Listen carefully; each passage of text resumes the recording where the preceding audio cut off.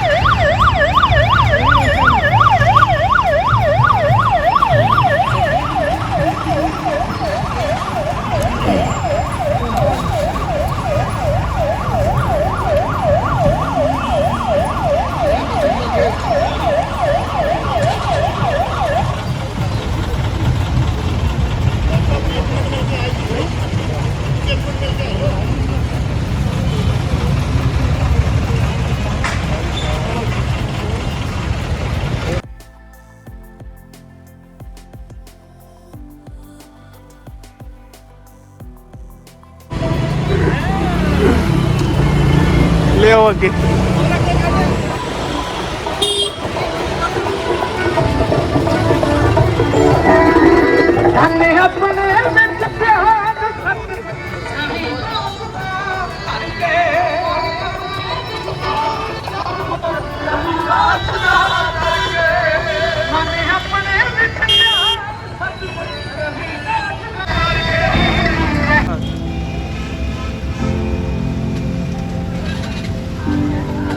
हाँ नहीं नहीं है जीरो।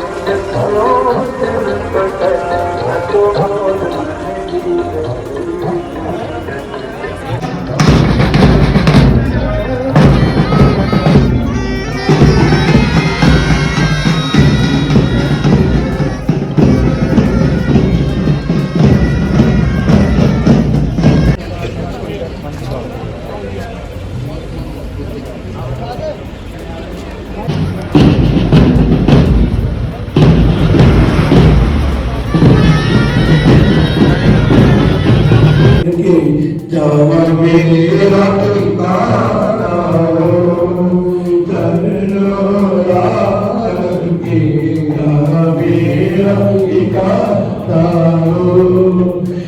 चरणों करके जावा मेरा ठिकाना।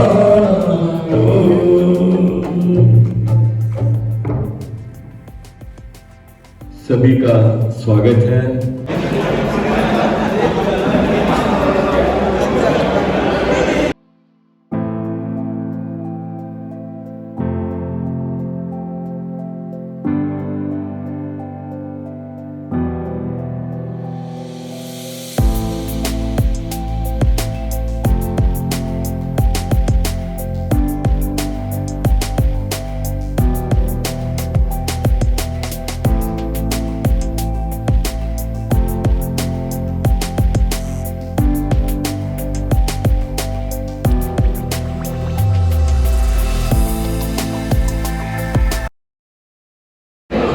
ਸਾਡੇ ਯੁਗਾਂ ਯੁਗਾਂ ਤੋਂ ਸੰਤਾਂ ਨੇ ਵੀ ਇਸ ਇਹੀ ਕਲਪਨਾ ਕੀਤੀ ਸੀ ਨਾ ਰਾਜ්ਯਮ ਨਾ ਚ ਰਾਜਾ ਸੀ ਨਾ ਦੰਡੋ ਨਾ ਚ ਦੰਡਿਕਾ ਧਰਮੇਣੈਵ ਪ੍ਰਜਾ ਸਰਵਾ ਰਕਸ਼ੰਤੀ ਸਮ ਪਰਸਪਰਮ।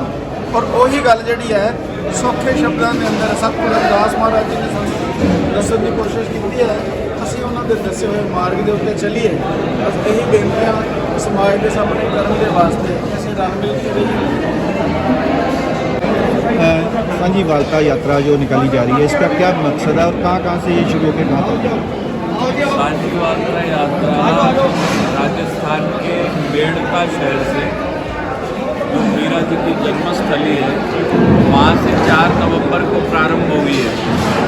तो अलग अलग नगर शहर होते हुए ये यात्रा पहले राजस्थान से फिर पंजाब में प्रवेश हुई और फिर हिमाचल और जम्मू कश्मीर में होते हुए ये यात्रा आज फिर पुनः पंजाब में आपके इस फरीदकोट में पहुंची है। और इस यात्रा का समापन जाकर के 4 दिसंबर को कपाल मोचन हरियाणा में होगा। क्या संदेश देने की कोशिश कर रहे हैं? ये यात्रा का संदेश जैसे यात्रा के नाम से ही स्पष्ट है, सांझी वार्ता यात्रा। तो समाज में जो अलग अलग महापुरुष अलग अलग समय पर हुए हैं उन्होंने जो समाज को एक साथ मिल कर के आपस में समरसता से प्रेम से रहने का जो संदेश दिया है, सब प्रकार के भेदभाव मिटाते हुए जाति पाति ऊंच नीच छोटा बड़ा इस प्रकार का किसी भी प्रकार का भेद है उसको समाप्त करते हुए सब आपस में प्रेम से रहें, क्योंकि सब आपस में भाई है। गुरबाणी कहती है एक पिता एक के हम बार हैं। और हमारे वेदों में भी कहा गया है वयम अमृतस्य पुत्र, हम उस अमृत की संतान ईश्वर की संतान है। तो हम सब जब एक ही परमात्मा की संतान है तो छोटे बड़े कैसे हो सकते हैं। इसी संदेश को देने के लिए ये यात्रा महान महापुरुषों के आशीर्वाद से ये यात्रा चल रही है जिन्होंने समाज को जोड़ने का कार्य किया। तो ये इस यात्रा का उद्देश्य है।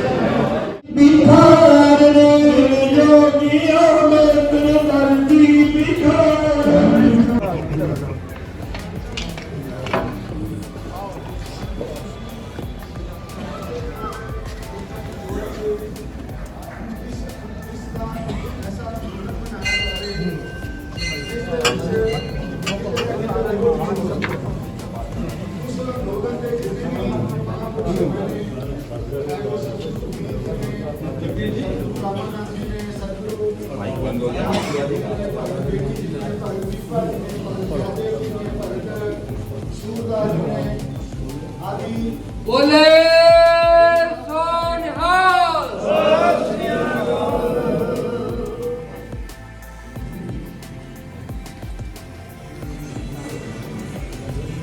आदि महापुरखा ने जदों उस अंदोलन च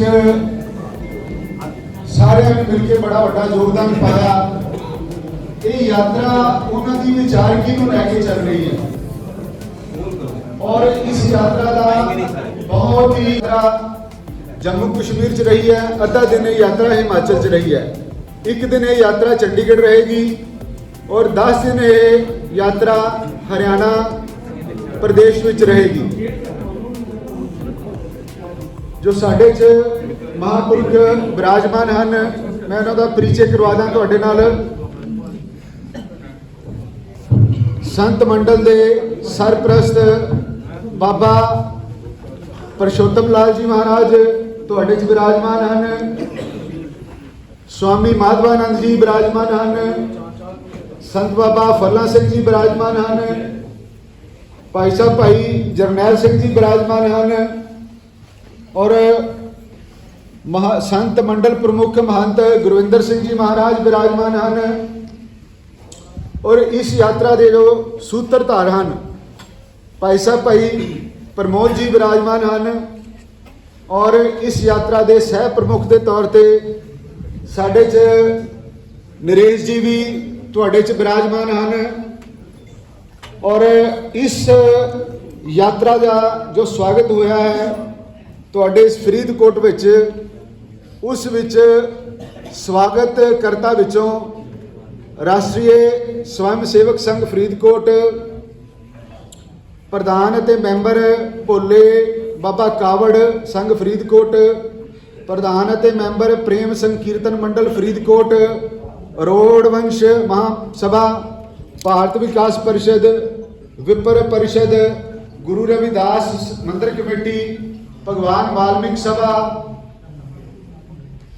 डेरा सच्चा सौदा, गुरुद्वारा नामदेव कमेटी, प्रजापत नौजवान सभा, डॉक्टर बी आर अम्बेडकर सभा, अग्रवाल सभा, श्री दुर्गा सेवा दल, निरंकारी मिशन, दिव्या ज्योति, जागृति संस्थान, सेवा भारती, श्री राम शरणम, श्री राधा कृष्ण भगत सैन सभा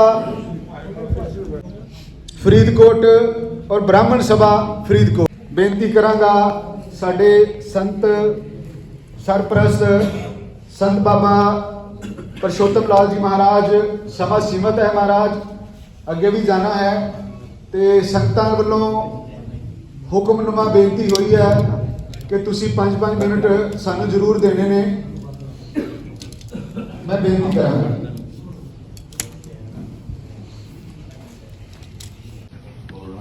हर्षो हीरा शहर के कल्याण की आस, तहर दोजक जाएंगे सत पाखे रविदास।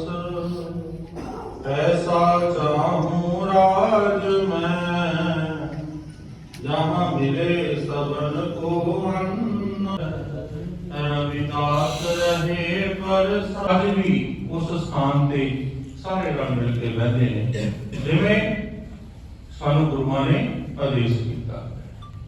पर असीं भुलदे जा रहे हां। अज लंगर दीआं दीवारां कितनियां सूचियां हो गईयां, सबनूं पता है। वो भाईचारा जो प्रेम साडा अज तो 30-35 साल पहला शुरू खत्म हो गया। असीं समाजिक तौर ते सारे इकट्ठे हां। जे किसी ने घर विच काम कराउणा होवे ना, वो पुछदा मिस्त्री नूं देखो किहड़ी जात है, ते ना कोई करियाने की दुकान ते पुछदा है, ना कपड़े की दुकान ते पुछदा है, किसी भी कामकाज च नहीं पुछया जाता। पर वही इंसान जो मंदिर गुरुद्वारे में जाता है तो वंड हो जाता है। यह मतलब असीं समाजिक तौर पर तो एक है, पर धार्मिक तौर पर वंड हो गए। बाकी जब कि धार्मिक तौर पर सानू पहला इकट्ठे किया गया, धन श्री गुरु ग्रंथ साहिब महाराज का स्वरूप साझी वालता का प्रतीक। इत्थे सतगुरु नानक देव महाराज ने 4 उदासियां के दौरान जो बाणी एकत्र की, गुरु अर्जन देव महाराज जी ने सारी बाणी एकत्र करके गुरु ग्रंथ साहिब महाराज का स्वरूप सारे ही संसार में दिता है। और एक तखत ते महाराज विराजमान ने, कोई उत्थे जात पात नहीं। पहला संगत की महाराज जी ने, आप अज बैठे ना संगत विच, पहला संगत, फिर पंगत, पंगत विच लंगर बिठा के छकाया सारिਆਂ ਨੂੰ, फिर सरोवर बनाई, इशनान एक किया। कोई पुछ नहीं सकता कि मेरे नाल पहला केड़ा इशनान करके गया, कि मेरे नाल भगत विच कौन बैठा है। गुरु रामदास महाराज की पावन पवित्र नगरी दरबार साहब, ਉਹਦੇ 4 दरवाजे ने, चारे वर्णा वास्ते साझा प्रदेश किया है। रस्ता एक है जिसे असीं अकाल पुरख नूं मत्था टेकदे हां, ਪਰ ਸਾਡੇ ਮਨਾਂ ਦੇ ਅੱਜ ਦਰਵਾਜ਼ੇ ਛੋਟੇ ਹੋ ਗਏ ਨੇ। ਗੁਰੂ ਦੇ ਘਰ ਦੇ ਵਿੱਚ ਕਿੰਨਾ ਹੈ? ਭਗਵਾਨ ਰਾਮ ਜੀ ਨੂੰ ਸਾਰੇ ਮੰਨਦੇ ਹੋ? ਸਾਰੇ ਮੰਨਦੇ ਹੋ। ਭਗਵਾਨ ਰਾਮ ਜੀ ਨਿਸ਼ਾਦ ਰਾਜ ਦਾ ਪ੍ਰੇਮ ਕਰਦੇ ਕਿ ਨਫ਼ਰਤ ਕਰਦੇ ਨੇ? ਜਿਹੜਾ ਚੁੱਪ ਦਾ ਦਾਨ ਬਖਸ਼ ਦੇਣਾ ਭਾਈ, ਸਾਨੂੰ 10 ਮਿੰਟ ਹੀ ਦਿੱਤੇ ਆ। ਕਹਿਣ ਦਾ ਭਾਵ ਹੈ ਕਿ ਜਦੋਂ ਭਗਵਾਨ ਰਾਮ ਜੀ ਨਿਸ਼ਾਦ ਰਾਜ ਨੂੰ ਪ੍ਰੇਮ ਕਰਦੇ ਨੇ, ਢਿਲੜੀ ਦੇ ਬੇਰ ਖਾਂਦੇ ਨੇ, ਤੇ ਭਗਵਾਨ ਰਾਮ ਜੀ ਦੀ ਕਥਾ ਕਿਹਨਾਂ ਨੇ ਲਿਖੀ ਹੈ? ਭਗਵਾਨ ਵਾਲਮੀਕ ਮਹਾਰਾਜ ਨੇ। ਉਹਨਾਂ ਦੇ ਜਨਮ ਤੋਂ ਵੀ ਪੁੱਤਰ ਕਵੇਗਾ, ਮਾਲਕ ਤਾਂ ਕੋਈ ਵੀ ਨਹੀਂ। ਇਸ ਕਰਕੇ ਜਿਹੜੀ ਜਾਤ ਪਾਤ ਦਾ ਹੰਕਾਰ ਸਾਡੇ ਮਨਾਂ ਬਦ ਜਿਨ ਸਈ ਸੱਚਿਆ, ਜਿਨ ਮਨ ਹੋਰ ਮੁਖ ਹੋਰ ਸੇ ਕਾਢੇ ਕੱਚਿਆ। रत्ते इश्क खुदाए रंग दीदार गे, विसरिया जिन नाम से भोए फार पिए।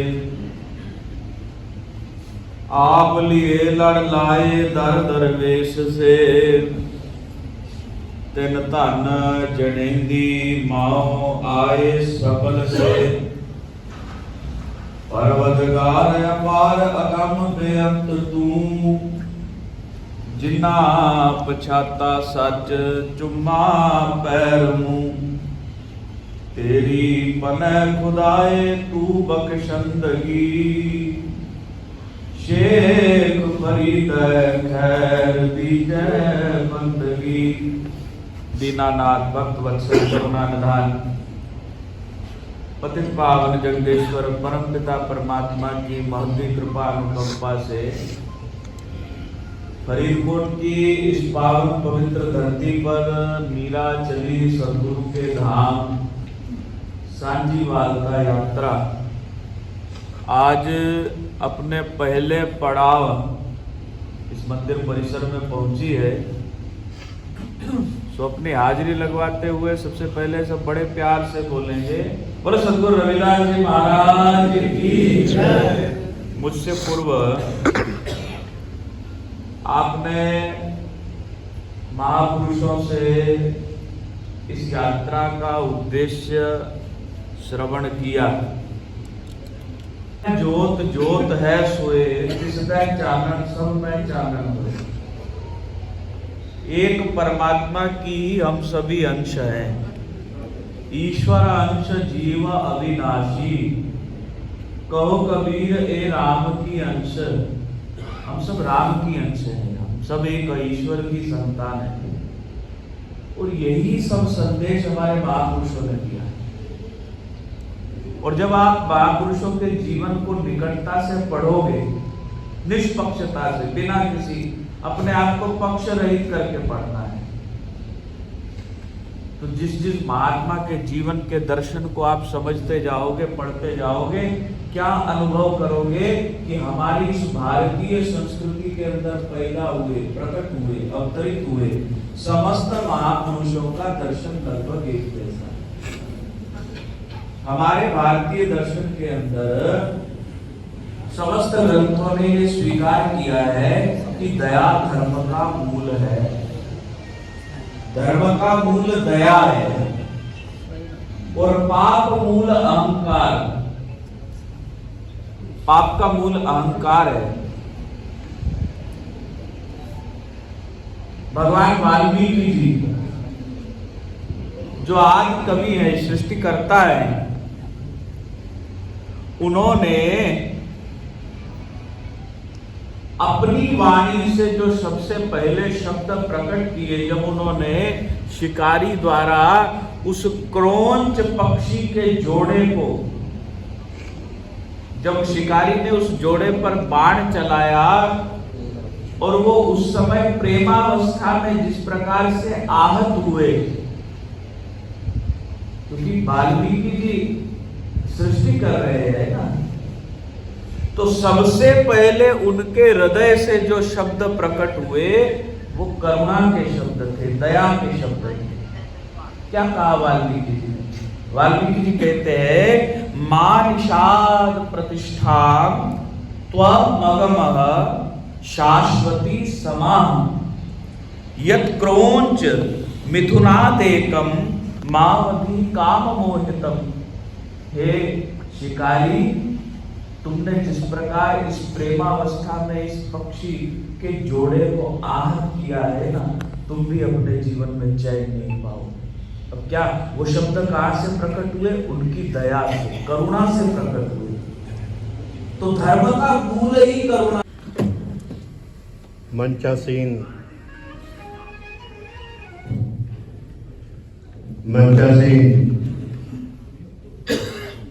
साधु महात्मा जी, माननीय प्रमोद जी जो सामाजिक समरसता मंच के संगठन मंत्री हैं उत्तर क्षेत्र के, और भिन्न भिन्न संस्थाओं से आए हुए रिप्रेजेंटेटिव प्रधान और उनके मेंबर्स, मेरी सबको हाथ जोड़ के नमस्कार। भारत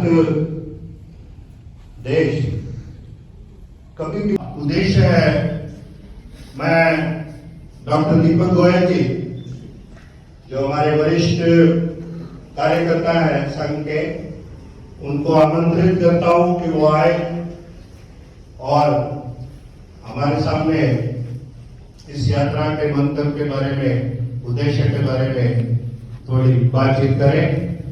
डॉक्टर दीपक गोयल।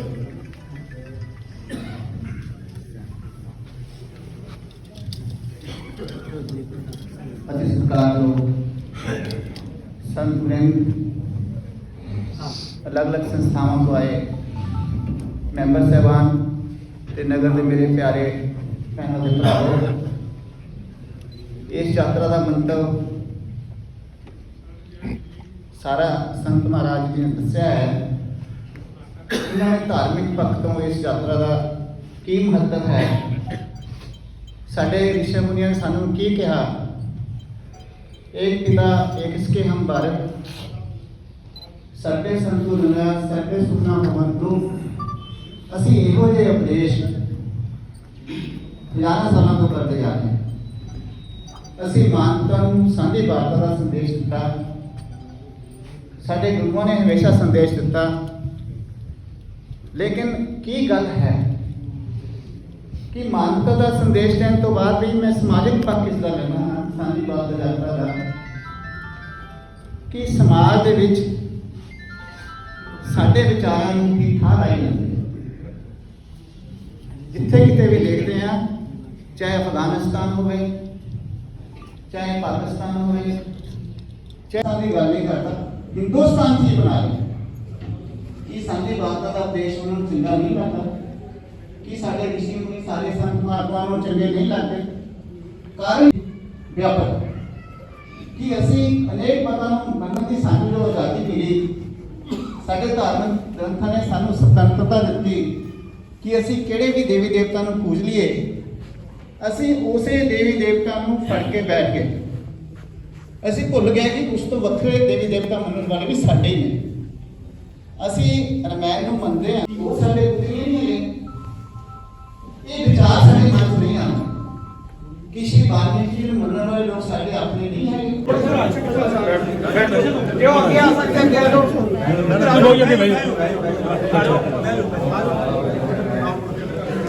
जल्दी सेटिंग करो जी। रवि तेरी बेटी पीछे हो रही है। आ जाओ फटाफट आ जाओ। डॉक्टर साहब साडे कमांडर वर्मा जी कमांडर साहब भारत माता की जय, भारत माता की जय, वंदे मातरम, वंदे मातरम।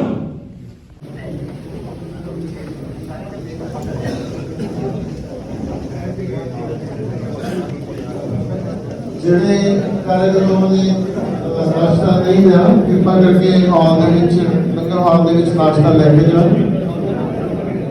ਸਭ ਦੇ